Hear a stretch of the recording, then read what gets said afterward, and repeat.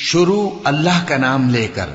جو بڑا مہربان نہایت رحم والا ہے۔ وہ ذات بہت ہی بابرکت ہے جس نے اپنے بندے پر قرآن نازل فرمایا تاکہ اہل عالم کو خبردار کرے۔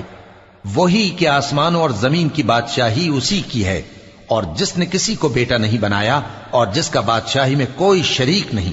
اور جس نے ہر چیز کو پیدا کیا پھر اس کا ایک اندازہ ٹھہرایا،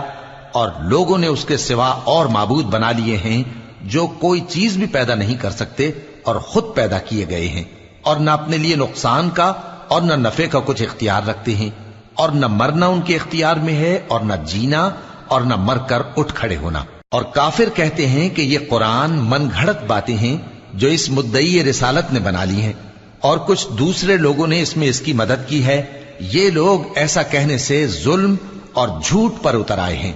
اور کہتے ہیں کہ یہ پہلے لوگوں کی کہانیاں ہیں جن کو اس نے